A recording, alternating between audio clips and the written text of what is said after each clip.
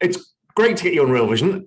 I'm really excited about this conversation because I think most people have seemed to be very US centric in this whole thing that's going on. So I really wanted to chat to you to get some broader ideas of where this is all going. But before we start that, how the hell did you get into this in the first place? Tell us your story a bit. Hi, Raoul. First of all, thanks for having me. It's a great pleasure. I've been a big fan listening to your show, and exciting to hopefully contribute a bit and bring in yet another perspective.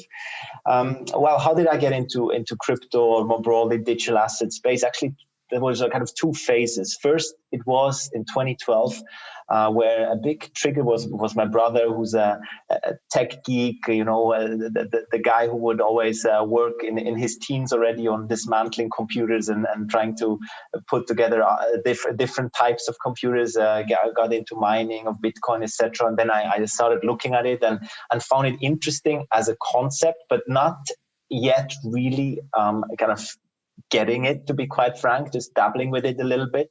Then the real trigger for me was in when the Ethereum white paper came out, because that was a time when I was managing a family office in India. You may know that the Tata Group, and Ratan Tata is an Indian industrialist.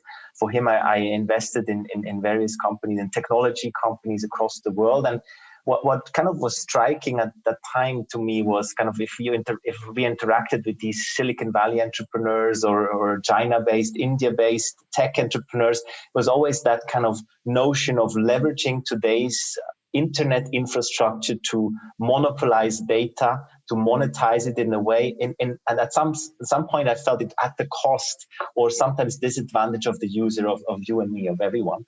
And kind of that then triggered that almost fear of where this would lead if we continue to do and do business this way, leveraging today's infrastructure.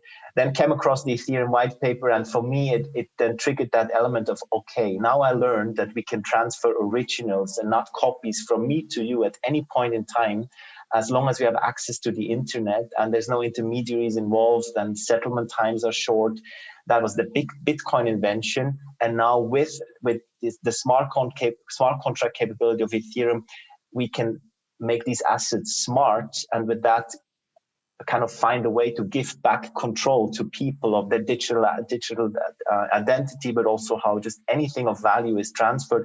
That really triggered the libertarian in me. And so I went through this phase of 14, 15, 16, 17 of just, commingling with these great founders from around the world that were launching projects, going through the ICO hype, investing, knowing that there was not a security. But how do you even know where to start? So you see the Ethereum white paper.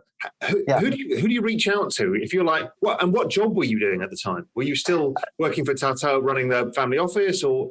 Yes, at that time I was managing Ratan Tata's family offices, R&T associates. It's basically a very broad mandate just for him personally, investing in tech. No real scope in terms of what stage or what company. Was a wonderful to be traveling with that's him. That's an opportunity, and see the world. And at some point we also invested in actually Bill Bartlett's company Abra, which today is also quite very well established actually in the crypto space. Bill was one of the first guys doing a TED talk on Bitcoin, and so that was one gentleman, obviously, that was in my life, so to say. Very shortly after, I met one of my now co-founders, Luca, who was the gentleman who set up the Ethereum Foundation from a legal perspective, right? Swiss lawyer who had that idea of leveraging the Swiss Foundation as a means of launching distributed, fully decentralized infrastructure from a funding model.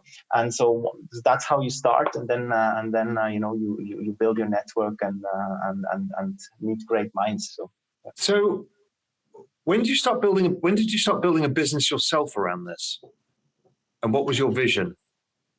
Yeah, so we then it was this last it was a bit of a hype cycle, of course, where we invested personally and also for the family office, but very much behind the scenes. Then realizing, okay, this is now the time I have to really focus on this full time.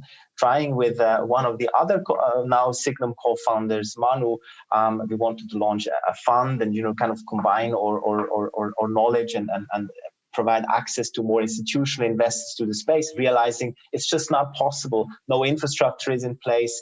So many of the things that were happening were detached from reality a little bit. Hey, if you like this clip, be sure to like and subscribe for more crypto-related content. Also, be sure to check out the full interview and more only on realvision.com/crypto.